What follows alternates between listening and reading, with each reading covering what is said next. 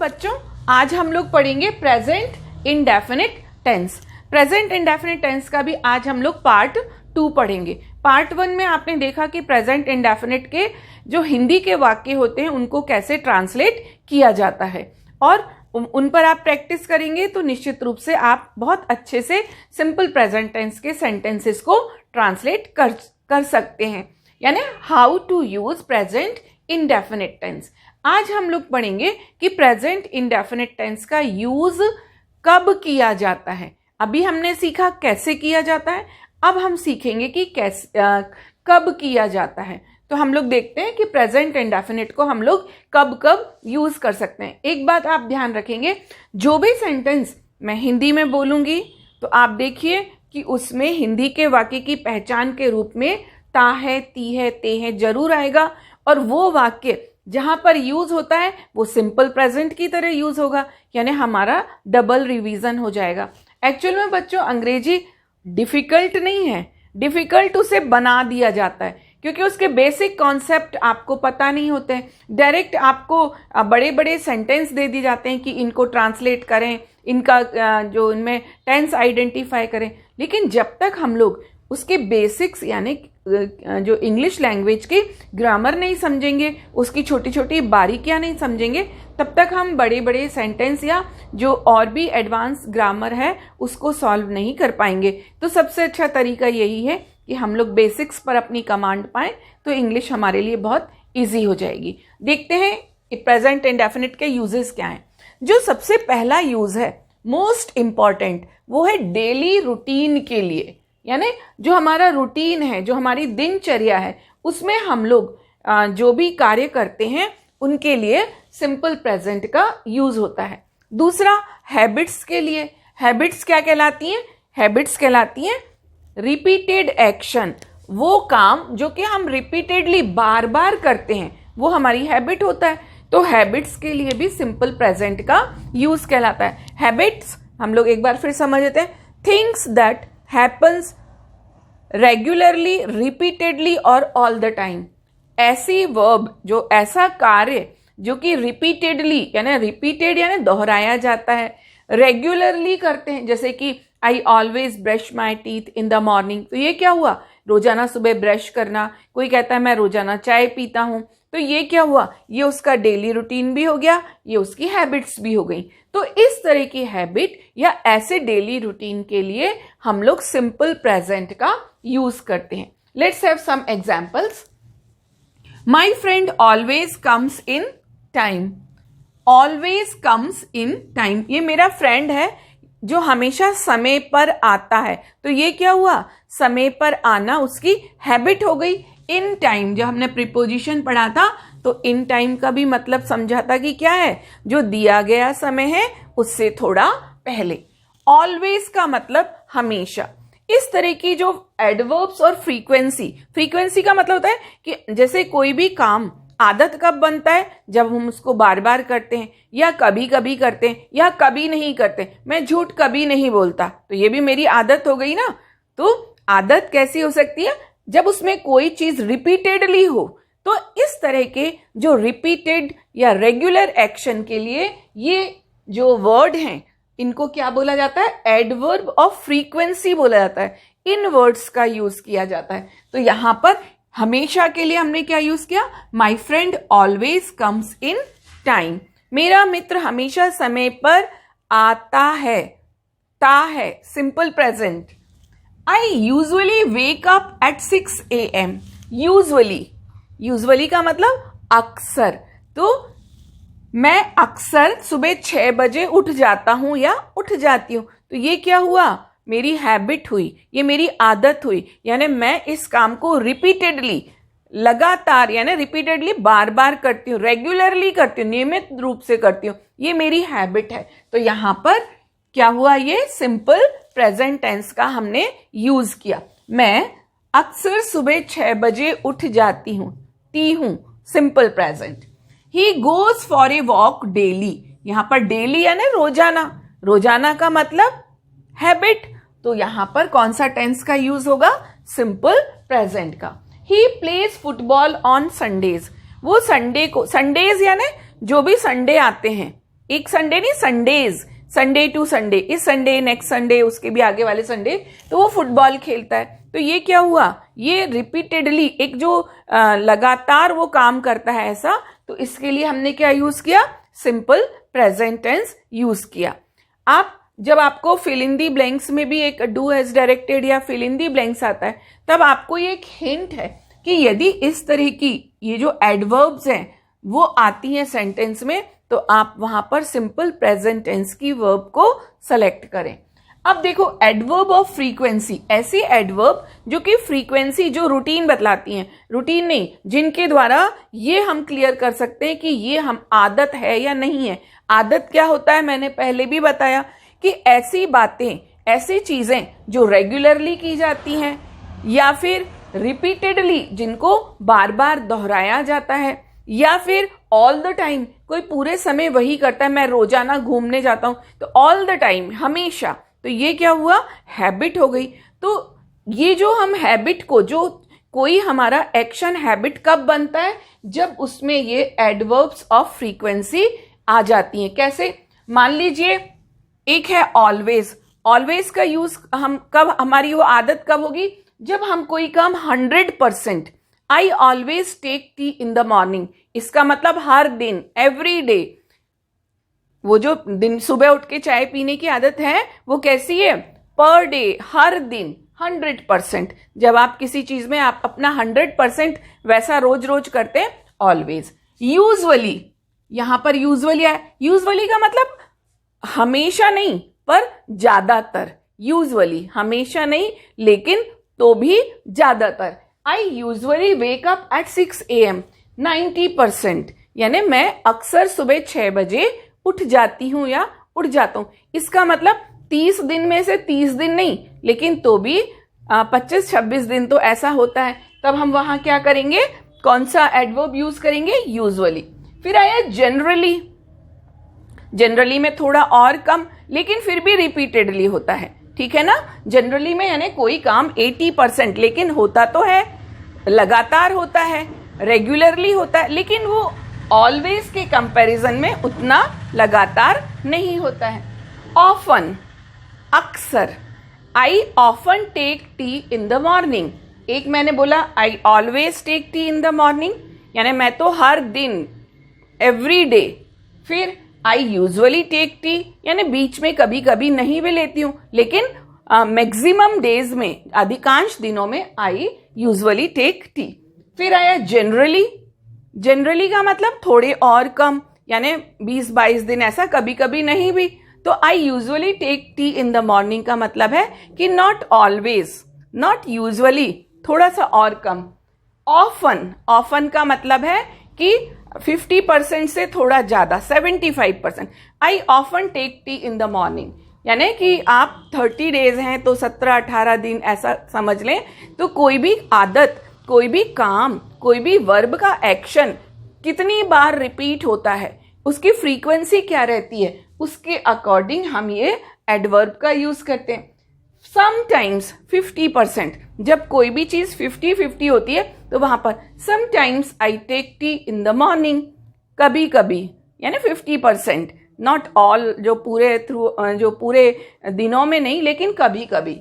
इसके बाद में ओकेजनली 25%, 25% यानी हफ्ते में 1-2 दिन ऐसा। फिर आया सेल्डम। सेल्डम में फ्रीक्वेंसी कितनी होगी, 10%, 30 दिन में से 10 ही दिन, 10% ऐसा। इसके बाद में रेयरली, रेयरली यानी बहुत कम, नहीं के बराबर। Never, I never take tea in the morning, कभी नहीं, एक भी, नॉट ए सिंगल डे। तो ये जो एडवर्ब ऑफ फ्रीक्वेंसी है, ये क्या बताते हैं, चाहे आदत पॉजिटिव हो और चाहे नेगेटिव, यानी वो काम नहीं किया जाता हो, लेकिन जब नहीं भी किया जाता है तब भी क्या होता है, उस नहीं में भी वो रेगुलर किया जाता है, यानी जो फ्रीक्वेंसी है वो रेगुलर रहती है। कम करने में भी, किसी काम को आप थोड़ा कम करते हैं, लेकिन वैसा आप लगातार करते रहते हैं, तो वो भी आपकी आदत है। यदि बिल्कुल नहीं, मैं झूठ बिल्कुल नहीं बोलती हूँ, आई नेवर टेल ए लाई, तो ये भी मेरी आदत हो गई। तो ये जो एडवर्ब्स ऑफ फ्रीक्वेंसी हैं, ये सिंपल प्रेजेंट टेंस में आती हैं। किस चीज़ के लिए? हैबिट को शो करने के लिए, डेली रूटीन को शो करने के लिए। तो हम इनका यूज़ कर जब ट्रांसलेशन करें तो इनका इस तरह से यूज़ करें, और जब हमको वर्ब की करेक्ट फॉर्म भरनी हो तो हम देखें कि क्या ये एडवर्ब्स ऑफ फ्रीक्वेंसी उस सेंटेंस में है, तो हमको एक हिंट मिल जाएगा। तो हम वहां पर सिंपल प्रेजेंट टेंस की वर्ब को सब्जेक्ट के अनुसार उसको वहां पर फिलअप कर देंगे। तो आप एक बार इसको नोट कर लें। इसके बाद में थोड़ा सा और कि ये एडवर्ब्स ऑफ फ्रीक्वेंसी और किस तरीके से सेंटेंस में आती हैं, ये हम लोग समझेंगे। अब हम देखते हैं कि सिंपल प्रेजेंट में कुछ और ऐसे वर्ड्स हैं जो कि हैबिट्स को या रूटीन को यानी जो एक्शन रिपीटेडली और रेगुलरली होते हैं उनको बतलाते हैं। कैसे? Every morning, every afternoon, every day, every week, every month, every year, every summer, every winter. तो ये जो एवरी वर्ड है, हर दिन, प्रतिदिन, प्रति सप्ताह, हर महीने, हर साल, ये क्या बतलाता है कि कोई भी जो एक्शन है वो रिपीटेडली किया जा रहा है, रेगुलरली किया जा रहा है। और जब इस तरह का आए तो हम सिंपल प्रेजेंट या प्रेजेंट इंडेफिनिट को यूज करते हैं। On Sundays, on Mondays, in spring, in the summer, in winter, कोई भी काम। संडेज को अभी हमने पढ़ा था, I play football on Sundays. On Sundays का मतलब संडे टू संडे, एक संडे फिर दूसरे संडे, लेकिन बीच में नहीं। तो ये भी तो रिपीटेडली हुआ ना। तो हमने यहाँ पर इस तरह का यदि सेंटेंस पैटर्न हो तो हम सिंपल प्रेजेंट का यूज करेंगे। इन स्प्रिंग, कोई चीज़ बसंत ऋतु में, गर्मी में, बरसात में, ठंड में, ये भी वैसा रिपीटेडली करते हैं। तो इन समर, इन गर्मियों में जैसे कि छुट्टियां होती, समर वैकेशंस होती हैं, तो बच्चे अपने कहाँ जाते हैं? अपने ग्रैंड पेरेंट्स के घर जाते हैं एवरी ईयर। तो ये भी क्या हुआ? ये रिपीटेडली ऐसा करते हैं, ये रेगुलरली ऐसा करते हैं। तो यहाँ पर सिंपल प्रेजेंट का यूज किया जाएगा। Once a, twice a. Once मतलब एक बार, ट्वाइस मतलब दो बार। Once a day, once a week, once a month, once a year, twice a day, twice a week, twice a month, twice a year, यानी दो बार, एक बार। तो ये भी क्या हुआ? यदि कोई एक्शन एक बार होता है या दो बार होता है लेकिन वो रिपीटेडली होता है, एक उसी तरह से होता है, तो वहां पर भी हम सिंपल प्रेजेंट का यूज करेंगे। एग्जाम्पल देखते हैं। I go to school every day, हर दिन जाना, एवरी डे। सिंपल प्रेजेंट की वर्ब को यूज किया गया। We celebrate Diwali every year, हर साल। तो यहां पर simple present. The milkman comes twice a day, milkman दो बार आता है। तो ये क्या हुआ? ये भी एक एक्शन हुआ ना, रिपीटेड एक्शन हुआ, एक जो रेगुलर वे में किया जाने वाला एक्शन है। तो यहां पर हमने कौन से टेंस का यूज किया? सिंपल प्रेजेंट का यूज किया। तो सिंपल प्रेजेंट में एडवर्ब्स ऑफ फ्रीक्वेंसी के द्वारा कोई काम बार बार होता है, कितनी बार होता है, तो ये बतलाने के लिए इस तरह की एडवर्ब्स यूज की जाती हैं।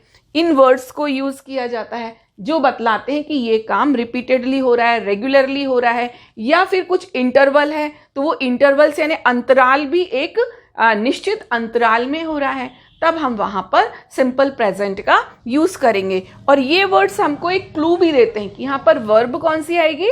सिंपल प्रेजेंट टेंस की आएगी। तो आप इसका एक स्क्रीनशॉट ले लें या वीडियो पॉज करके इसको नोट कर लें। और अब हम लोग देखते हैं कि सिंपल प्रेजेंट टेंस का सेकंड यूज क्या है, जो बहुत इंपॉर्टेंट है परमानेंट स्टेट के लिए, यूनिवर्सल या यूनिवर्सल ट्रुथ जिसको कहते हैं, या इटर्नल ट्रुथ। यूनिवर्सल ट्रुथ क्या कहलाता है? या परमानेंट ट्रुथ। कहीं भी चले जाएं, दुनिया में हम कहीं चले जाएं, रात हो या दिन हो, सुबह हो या शाम हो, एक देश हो या दूसरा देश हो, वो बात हमेशा सही रहेगी। उसको क्या बोला जाता है? या तो परमानेंट स्टेट बोला जाता है, या यूनिवर्सल या इटर्नल ट्रुथ। यूनिवर्सल, यूनिवर्स यानी ब्रह्मांड, यूनिवर्सल यानी पूरी सृष्टि में, इटर्नल यानी शाश्वत, जो अजर अमर है, वो बात है। तो उसके लिए हमेशा सिंपल प्रेजेंट या प्रेजेंट इंडेफिनिट टेंस का यूज किया जाएगा। कैसे? The sun rises in the east, clear है, सूरज पूरब में उगता है, कहीं भी चले जाएं, यूनिवर्सल ट्रुथ है, इटर्नल ट्रुथ है, परमानेंट ट्रूथ है। Ice melt eight 0 degree centigrade, clear है, 0 डिग्री पर बर्फ से पानी बनना शुरू हो जाता है, यूनिवर्सल ट्रूथ है, कोई दिक्कत नहीं। पर इसमें देखिए आप, यदि हमको इस तरह के सेंटेंस मिलते हैं तब हम सिंपल प्रेजेंट टेंस की वर्ब को यूज़ करेंगे, हमको ये बात याद रखनी है। या फिर इस तरह के सेंटेंस होंगे तो उसमें हम उनको इंग्लिश में बोलने के लिए किस टेंस का यूज़ करेंगे, उनको इंग्लिश में बोलने के लिए हमेशा सिंपल प्रेजेंट टेंस का यूज़ किया जाएगा। The earth moves round the sun, पृथ्वी सूर्य का चक्कर लगाती है, कौन सा ट्रूथ है ये, यूनिवर्सल ट्रूथ है, इटर्नल ट्रूथ है, परमानेंट फैक्ट है, यानी कभी इसमें कोई परिवर्तन नहीं होने वाला है। तो यहाँ पर हम कौन सी वर्ब का यूज़ करेंगे, सिंपल प्रेजेंट टेंस की वर्ब का यूज़ करेंगे। और यदि इस तरह का सेंटेंस आ जाता है तो हम उसको सिंपल प्रेजेंट टेंस में ट्रांसलेट करेंगे। जनरल ट्रूथ, फैक्ट या नेचर बतलाने के लिए, जनरल ट्रूथ ये परमानेंट नहीं है लेकिन जनरली दे आर जो है वो सही हैं, तो इन बातों के लिए भी हम सिंपल प्रेजेंट का यूज़ करेंगे। स्वभाव, शक्कर का स्वभाव कैसा होता है, मिठास वाला होता है, गुलाब से खुशबू आती है, तो ये भी इनका नेचर है ना, तो इसके लिए हम लोग किसका टेंस का यूज़ करेंगे, सिंपल प्रेजेंट का यूज़ करेंगे। रोज स्मेल स्वीट, ये रोज का नेचर है तो यहाँ पर स्मेल्स आ जाएगा, सिंपल प्रेजेंट टेंस की वर्ब आ जाएगी। 2 and 2 makes 4, जनरल ट्रूथ हो गया कि 2 और 2 मिलके 4 बनाते हैं, तो हमने सिंपल प्रेजेंट। हनी या शुगर इज स्वीट, हनी यानी शहद हो, शुगर हो, इनका नेचर कैसा है कि वो स्वीट होते हैं, तो यहाँ पर नेचर बतलाने के लिए, जैसे माँ अपने बच्चों से प्यार करती है तो ये मदर का नेचर है, मदर लव्स हिज और हर चिल्ड्रन, तो ये क्या है, उसका नेचर है, तो हमने यहाँ पर क्या किया, सिंपल प्रेजेंट का यूज़ किया। General truth, work is worship, ये जनरल ट्रूथ हो गया है ना, कार्य ही पूजा है। फिर परमानेंट एक्टिविटी, तो ये आपको समझ में आ गया। यूनिवर्सल ट्रूथ क्या होता है, इटर्नल ट्रूथ या परमानेंट ट्रूथ, ये क्या होते हैं, जो दुनिया में कहीं भी चले जाएं, कुछ भी हो जाए वो बातें वैसी ही रहेंगी। फिर जनरल ट्रूथ, फैक्ट या नेचर, ये हम लोगों ने पढ़ा। इसके बाद परमानेंट एक्टिविटी और स्टेट और फैक्ट, कुछ बातें जो फैक्ट होती हैं, जो तथ्य होते हैं, जो सही होती हैं, उन बातों के लिए भी सिंपल प्रेजेंट का यूज़ किया जाता है। कैसे, फिश लिव इन वाटर, मछली कहाँ रहती है, पानी में रहती है, ये फैक्ट है। तो इसके लिए हमने क्या किया, सिंपल प्रेजेंट का यूज़ किया। अवर स्कूल फेसेस द ईस्ट, हमारा स्कूल पूर्व दिशा की ओर है, तो ये क्या है, ये भी फैक्ट है, ये यूनिवर्सल ट्रूथ नहीं है। आप अपने गांव के बाहर कहीं भी चले जाएं तो ऐसा नहीं कि वो बात वहाँ सही, तो ये यूनिवर्सल में नहीं आएगा, लेकिन ये किस में आएगा, परमानेंट स्टेट में आएगा या एक फैक्ट में आएगा। Our school faces the east, this road leads to Bhopal, ये जो रास्ता है ये भोपाल जाता है, ये क्या हुआ, एक फैक्ट हुआ, तो इस फैक्ट के लिए हम सिंपल प्रेजेंट का यूज करेंगे। Taj Mahal stands on the bank of the Yamuna, Taj Mahal Yamuna नदी के किनारे, ये भी क्या है, एक परमानेंट फैक्ट है, तो हम यहाँ पर क्या यूज करेंगे, सिंपल प्रेजेंट यूज करेंगे। अब आप लोग को लग रहा होगा कि यहाँ पे प्रेजेंट, ताजमहल तो यमुना किनारे है, Taj Mahal is standing on the bank of Yamuna, ऐसा भी हो सकता है ना, इज स्टैंडिंग भी कर सकते हैं, लेकिन ऐसा नहीं हो सकता किसी में भी। जैसे मैं ये बोलूं, this road is leading to Bhopal, ये रास्ता भोपाल की तरफ जा रहा है, इसका मतलब ये हुआ कि जब मैं बोल रही हूँ, eight the moment of speaking ये जा रहा है, लेकिन ये तो एक परमानेंट फैक्ट है, ये एक फैक्ट है। यानी जो हम लोगों ने, जब मैंने आपको फर्स्ट पार्ट में बताया था कि प्रेजेंट इंडेफिनिट का मतलब है कोई बात जो बोलने वाला है वो ये कहता है कि वो यहाँ भी सच थी, यहाँ भी है, यहाँ भी है, आगे भी रहेगी, तो और जबकि प्रेजेंट कंटिन्यूअस क्या कहता है, eight the moment of speaking वो हो रहा है, तो ये दोनों टेंस में डिफरेंस है। इसलिए फैक्ट के लिए हम लोग सिंपल प्रेजेंट का यूज करते हैं, बहुत इंपॉर्टेंट है ये यूज, इसको भी आप इसको नोट कर लें। प्रेजेंट इंडेफिनिट का एक और बहुत इंपॉर्टेंट यूज है, देखिए हम प्रेजेंट इंडेफिनिट से फ्यूचर टेंस को भी बतला सकते हैं, यानी प्रेजेंट इंडेफिनिट के द्वारा आपको फ्यूचर इवेंट की भी आप जानकारी दे सकते हैं, लेकिन वो फ्यूचर इवेंट कैसी होनी चाहिए? प्री प्लान्ड होनी चाहिए, पहले से डिसाइडेड होनी चाहिए, उनके बारे में पहले से जानकारी होनी चाहिए। नियर फ्यूचर में होने वाली हो, कि आगामी दिनों में वो घटनाएं होने वाली हो, वो एक्शन होने वाले हो, या शेड्यूल्ड हो, यानी वो टाइम टेबल वाली हो, उनका टाइमिंग हो, तब हम क्या करेंगे? प्रेजेंट इंडेफिनिट टेंस का यूज करेंगे। कैसे? जो प्री प्लान्ड फ्यूचर में tomorrow, next week, next month, next day, इस तरह के वर्ड्स आते हैं। School opens on 15 July, school 15 जुलाई को खुलेगा। नियर फ्यूचर, शेड्यूल्ड है, 15 तारीख फिक्स है, प्री प्लान्ड है, पहले से डिसाइडेड है, तो क्या हुआ? कौन से टेंस का यूज किया? Simple present. The school opens on 15 July.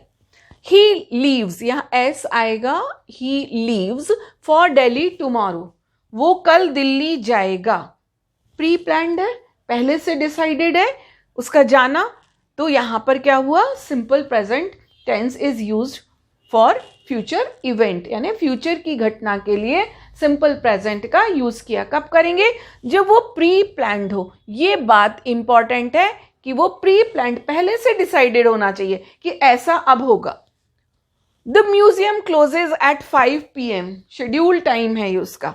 Museum 5 बजे बंद होगा, ये 5 बजे उसका क्या है? शेड्यूल टाइम है, टाइम टेबल में दिया है कि ये चीज इतने बजे खुलेगी। क्लोज एंड ओपन, इस तरह के लिए सिंपल प्रेजेंट का फ्यूचर, जो प्री प्लान्ड फ्यूचर में यूज किया जाता है। तो म्यूजियम क्लोजेज एट 5 PM का मतलब है कि म्यूजियम 5 बजे बंद होगा। The test match starts next week, यहां देख के लगेगा ये तो प्रेजेंट टेंस है, और नेक्स्ट वीक देख के लगेगा ये तो फ्यूचर की बात हो रही है। तो यहां पर क्या हुआ? प्री प्लान्ड है, यानी टेस्ट मैच ऐसे तो होते नहीं है कि अचानक से कल मैच होने लगे। वो सब उनका पूरा जो शेड्यूल फिक्स रहता है, उनकी डेट्स फिक्स रहती है, उनका प्लेस फिक्स रहता है। तो क्या हुआ?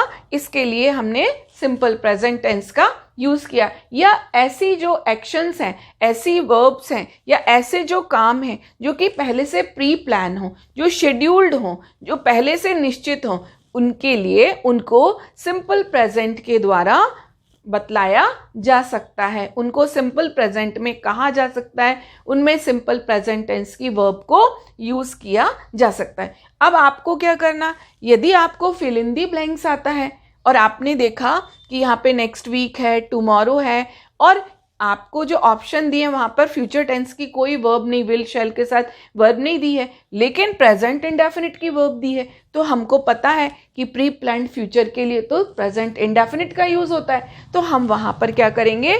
सिंपल प्रेजेंट की वर्ब का वहां पर फिलअप कर देंगे, उसको वहां भर देंगे। क्लियर हुआ?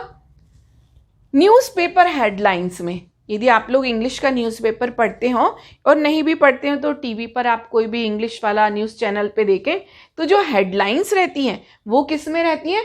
प्रेजेंट इंडेफिनिट में रहती हैं। लेकिन वो घटना तो हो चुकी है, फिर भी वो प्रेजेंट इंडेफिनिट में बोल्ड लेटर्स में लिखा जाता है। तो इसका एक कारण ये भी रहता है कि वो बोल्ड लेटर में है, सिंपल प्रेजेंट में, तो वो क्या है? व्यूअर्स को या रीडर्स को वो अट्रैक्ट करती हैं, वो न्यूज़ सुनने के लिए उनको बाध्य करती हैं, उनका ध्यान जाता है, आकर्षित करती हैं। जैसे कि पीस टॉक फेल्स, हमारे अपने जो पड़ोसी देश हैं उनसे मतभेद होते रहते हैं, तो क्या होता है? कई बार उनके साथ में शांति वार्ताएं होती हैं, तो शांति वार्ता तो एक दिन पहले फेल हो गई, लेकिन हम हेडलाइन में पढ़ते हैं पीस टॉक फेल्स। ये क्या है? ये तो ऐसा लग रहा है कि फेल हो जाती है, फेल होती है, लेकिन नहीं, ये न्यूज़पेपर हेडलाइंस हैं जिनको कि प्रेजेंट इंडेफिनिट में और बोल्ड लेटर में लिखा जाता है। इसके बाद आया, ये भी बहुत अच्छा यूज है ड्रामेटिक कॉन्टेक्स्ट के लिए। जो कई बार ये होता है कि आपने कोई मूवी देखी, पिक्चर देखी, कोई कहानी पढ़ी, तो आप अपने फ्रेंड्स को बताते हैं, वो पूछते हैं भाई तुमने ये स्टोरी पढ़ी थी तो क्या क्या हुआ था, या तुमने ये नाटक देखा था तो क्या क्या हुआ था। तो वो बतलाने के लिए सिंपल प्रेजेंट टेंस का हम यूज कर सकते हैं। कैसे? देखो, द फोन रिंग्स। अब आप अपने फ्रेंड्स को एक बता रहे हैं कि जो आप देख के आए उसमें क्या हुआ। फोन रिंग्स, फोन बजता है। ही टेक्स इट अप, उसने वो उठाता है phone. Then the door opens, उसके बाद दरवाजा खुलता है। देखिए आप क्या कर रहे हैं, एक स्टोरी को नरेट कर रहे हैं, आप इसको बता रहे हैं कोई भी जो ड्रामेटिक कॉन्टेक्स्ट में, किसी नाटकीय संदर्भ में कि क्या क्या होता है। एंड हिज मदर एंटर्स, और उसकी माँ अंदर आती है। तो इस तरह से हम किसी स्टोरी को नरेट कर सकते हैं, किसी ड्रामेटिक कॉन्टेक्स्ट में भी सिंपल प्रेजेंट का यूज कर सकते हैं। ये बहुत अच्छा यूज है कन्वर्सेशन पॉइंट ऑफ व्यू से। आप इसको बोलने में, जब आप बोलना चाहें तो इसको प्रैक्टिस के लिए इस पॉइंट पर बहुत अच्छी प्रैक्टिस की जा सकती है। कमेंट्रीज के लिए जो आप लोग मैच देखते हैं ना, मैच की कमेंट्री, इंग्लिश आए या नहीं आए पर आपको सब समझ में आ जाता है। लेकिन अब से जब भी आप मैच देखें और उसमें यदि जो स्पोर्ट्स कमेंट्री उसकी इंग्लिश में हो रही है तो देखिए कि सिंपल प्रेजेंट टेंस का यूज होता है। चलो थोड़ी सी कमेंट्री हम लोग भी करते हैं। Ajit runs to the wicket, एक प्लेयर है, रन्स टू द, वो विकेट की तरफ दौड़ता है, एक्चुअल में तो वो दौड़ रहा है, लेकिन कमेंट्रीज में सिंपल प्रेजेंट का use, runs to the wicket, wicket की तरफ दौड़ता है। ही बोल्स, बॉल फेंकता है। सचिन स्टेप्स फॉरवर्ड, टेंस देखते चलें, runs simple present, simple present, steps forward वो एक कदम आगे बढ़ाता है। And drives the ball to the boundary, drives again simple present. यानी जितनी भी कमेंट्रीज हैं, स्पोर्ट्स कमेंट्रीज हैं, उसमें simple present tense is used. फिर फॉर्मल डिक्लेरेशन, औपचारिक घोषणाओं के लिए, जैसे कि खेल हो रहे हैं तो जो हेड ऑफ द इंस्टीट्यूशन है वो कहते हैं मैं खेल समाप्ति की घोषणा करता हूँ, या उद्घाटन के समय मैं खेल दिवस के आरंभ की घोषणा करता हूँ। तो इस तरह के जो फॉर्मल डिक्लेरेशन है, औपचारिक घोषणाएं हैं, तो उनके लिए भी simple present tense is used. I declare the sports meet open close, कुछ भी आ सकता है, जो भी है, तो ये कौन सा है टेंस, सिंपल प्रेजेंट। ये छोटे छोटे यूजेस हैं, ये बहुत आपका एग्जामिनेशन पॉइंट ऑफ व्यू से बहुत इंपॉर्टेंट है, बाकी आपको कन्वर्सेशन पॉइंट ऑफ व्यू से भी बहुत इंटरेस्टिंग भी हैं ये, तो ये आप नोट कर लें इनको। और अब हम लोग पढ़ेंगे कि सिंपल प्रेजेंट टेंस, कुछ ऐसी वर्ब्स होती हैं जो सिंपल प्रेजेंट में ही यूज की जाती हैं, और यही वो एरिया है जहां पर कि गलतियां बहुत ज़्यादा होती हैं। जो हमारे जूनियर लेवल के बच्चे हैं उनको तो बहुत कम, लेकिन हाई स्कूल हायर सेकेंडरी के बच्चे इस एरिया में, ये जो पॉइंट है यहाँ पर बहुत ज़्यादा उनसे एरर्स होती हैं। तो स्टेटिव वर्ब्स, स्टेटिव वर्ब्स कौन सी वर्ब्स होती हैं, जो स्टेट बतलाती हैं, जो अवस्था बतलाती हैं। वैसे तो अभी मैंने आपको वर्ब पढ़ाया नहीं है, लेकिन वर्ब दो तरह की होती है। एक होती है डायनेमिक वर्ब, डायनेमिक, जिनको कि एक्शन वर्ब भी कहा जाता है। ऐसी वर्ब जो कि एक्शन बतलाती हैं, जैसे रन है, टेक है, ईट है, टेल है, से है, ये सब वर्ब क्या कहलाती हैं, ये एक्शन वर्ब कहलाती हैं, ये डायनेमिक वर्ब्स कहलाती हैं। दूसरी वर्ब ये होती है स्टैटिव वर्ब्स, ये अवस्था बतलाती हैं। ये क्या बतलाती हैं, अवस्था बतलाती हैं। इन वर्ब्स का इंडेफिनिट टेंस में यूज होता है, परफेक्ट में होता है, लेकिन इनकी कंटिन्यूअस फॉर्म नहीं होती है। यदि इनको हम कंटिन्यूअस में, कुछ वर्ब्स हैं जिनको कंटिन्यूअस में यूज करते हैं पर वो अपने इस मीनिंग में नहीं आती है, उनका अर्थ बदल जाता है। यहाँ पे गलती इसलिए, पहले हम लोग एग्जाम्पल देखते हैं तो आपको और अच्छे से क्लियर होगा। कौन सी वर्ब है, वर्ब तो बहुत ज्यादा है, लेकिन मैंने कुछ छांट लिए ताकि आपको कंफ्यूजन ना हो। जैसे सी है, हियर है, mean, smell, appear, look, seem, love, hate, like, dislike, hope, think, forget, understand, mind, hear, hear ये दोबारा आ गया, ओन, बिलोंग। तो बहुत सारी वर्ब हैं जिसमें से कुछ जो आपको अक्सर आपके पढ़ने में आती हैं, आपसे पूछी जाती हैं, उन्हीं वर्ब्स को हम लोग लेते हैं। फिर जैसे जैसे जहां पर इस तरह की वर्ब्स आएंगे तो हम लोग उनको पढ़ते जाएंगे। ये जो स्टैटिव वर्ब्स हैं ये नाउ यानी अभी के बारे में बतलाती हैं, ना पास्ट ना प्रेजेंट, अभी। कैसे, एग्जाम्पल देखते हैं। आई am not meaning this, I am not meaning this, इसका मतलब है कि असल में क्या है, जब हम हिंदी पढ़ते हैं तो इन वर्ब को, इनका हिंदी में कंटिन्यूअस फॉर्म होती है। जो ये वर्ब है ना, मैं सोच रही हूं, जबकि इंग्लिश में थिंकिंग नहीं होता, आई थिंक। तो इसलिए वो गलती हो जाती है, क्योंकि बहुत सारी वर्ब हमारी हिंदी में इनकी कंटिन्यूअस फॉर्म होती है और हम लोग हिंदी से अंग्रेजी में ट्रांसलेट कर देते हैं। इससे जो ये स्टैटिव वर्ब्स हैं इनका हम कंटिन्यूअस फॉर्म बना देते हैं। लेकिन अब हमें याद रखना है, आई एम नॉट मीनिंग दिस, तो ये तो मीनिंग यहां पर गलत हो जाएगा। क्या सेंटेंस बनेगा?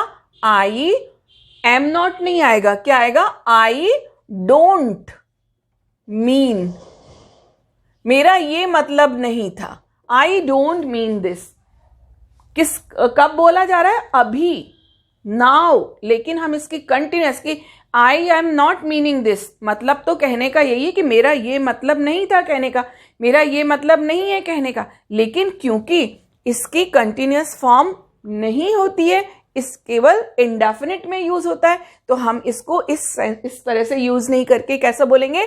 आई डोंट मीन दिस, लेकिन है नाउ यानी अभी के लिए। He is owing A car, he is owning a car, तो ओन जो है इसकी भी कंटिन्यूअस फॉर्म नहीं होती है, तो क्या हो जाएगा? ही, यहां पर ही OWNS अ कार हो जाएगा, इज हट जाएगा।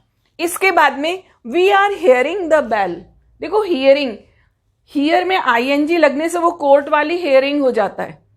कोर्ट में हियरिंग होती है ना, सुनवाई, किसी भी जो उसको बुलवाया जाता है, जो गवाह होता है उसको बुलवा के उसकी सुना जाता है, तो वो हियरिंग हो जाता है।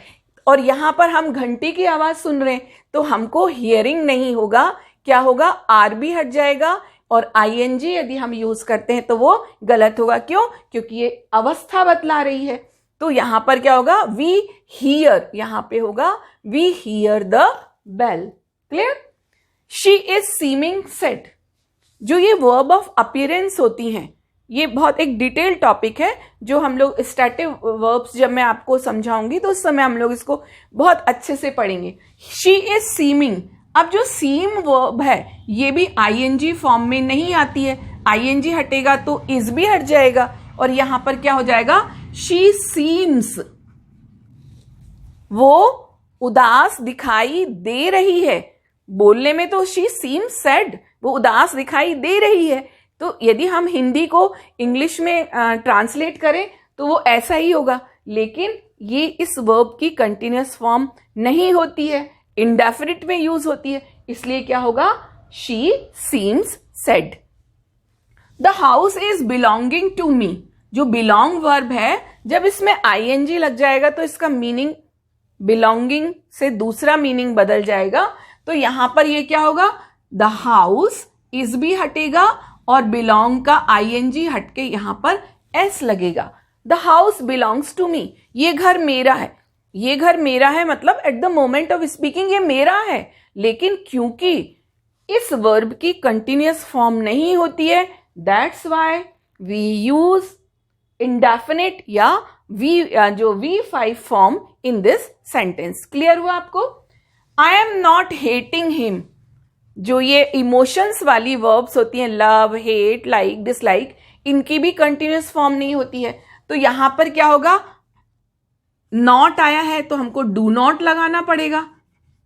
क्लियर है? कल हम लोगों ने नेक्स्ट जो पिछले वीडियो में पढ़ा था कि नेगेटिव के लिए डू नॉट या डज नॉट आता है, तो आई के साथ तो हम डू नॉट लगाएंगे और यहां पर ING फॉर्म तो आएगी नहीं, तो आई डू नॉट हेट, यहां पर क्या होगा?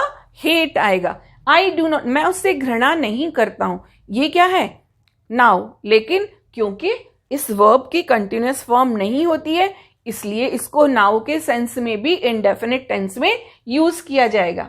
आई am thinking you are wrong, Hindi में हम लोग ऐसे ही बोलते हैं, मैं ऐसा सोच रही हूं, थिंकिंग। लेकिन थिंक वर्ब की कंटिन्यूअस फॉर्म नहीं होती, तो क्या हो जाएगा ये? आई थिंक, आई थिंक मैं सोचती हूं, यू आर रॉन्ग। क्लियर हुआ? ये थिंकिंग नहीं आएगा यहां पर, ना एम आएगा। My father is loving me, जो लव एंड हेट है ये इनकी कंटिन्यूअस फॉर्म नहीं होती है, तो क्या होगा? माई फादर इज तो हट जाएगा और यहां पर क्या हो जाएगा? Loves me. तो जो ये स्टेटिव वर्ब्स हैं ये हमेशा इनकी कंटिन्यूअस फॉर्म नहीं होती है। कुछ वर्ब्स ऐसी होती हैं जो कि एक्शन वर्ब में और स्टेटिव वर्ब्स दोनों का काम करती हैं, लेकिन वो अभी हमको उनकी आवश्यकता नहीं है।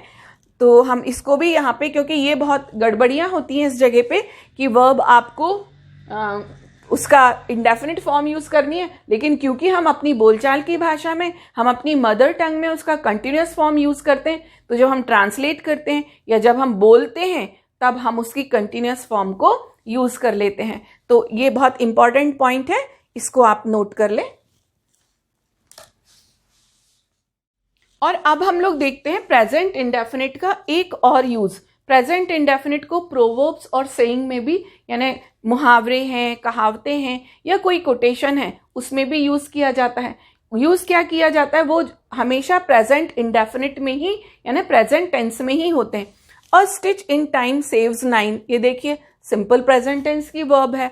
A bad carpenter quarrels with his tools, simple present tense की वर्ब है। यदि आपको फिल इन दी ब्लैंक्स में इस तरह का कोई प्रोवर्ब दिया है और आपको उसकी वर्ब को भरने को कहा गया, तो बिल्कुल 100% आपको क्या करना है कि सिंपल प्रेजेंट टेंस की वर्ब को ही, यानी या तो को ही भरना है। A thing of beauty is a joy for ever, ये एक कोटेशन है, ये जॉन कीट की पोइट्री की एक लाइन है। तो इस तरह के जो कोटेशंस हैं वो भी सिंपल प्रेजेंट या प्रेजेंट इंडेफिनिट में लिखा जाता है। तो बच्चों, ये हम लोगों ने यूजेस पढ़े आज सिंपल प्रेजेंट के। सिंपल प्रेजेंट अभी खत्म नहीं हुआ है, अभी जो इसका मेन पार्ट है, जो मैं आपको जो आप फर्स्ट वीडियो को देखें, जब मैं आपको बार बार कह रही थी कि बहुत सारी वर्ब्स ऐसी हैं जिनकी बेस फॉर्म और उनका V1 सेम होता है, लेकिन ऐसा अक्सर नहीं होता। तो जो वीडियो हम लोग इसका थर्ड पार्ट पढ़ेंगे, जो कि इससे भी ज़्यादा इम्पॉर्टेंट है, वहाँ पर देखेंगे कि जो बेस फॉर्म से अलग वाली जो वर्ब्स हैं वो कैसे सिंपल प्रेजेंट में यूज़ की जाती हैं।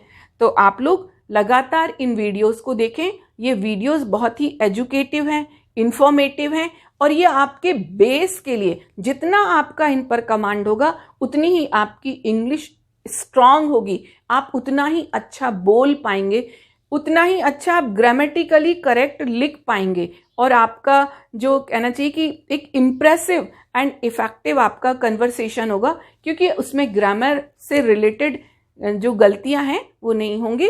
तो लगातार आप इन वीडियो को देखें, प्रैक्टिस करें, नोट्स बनाएं, लिखें, और आगे के वीडियो तक के लिए जय हिंद।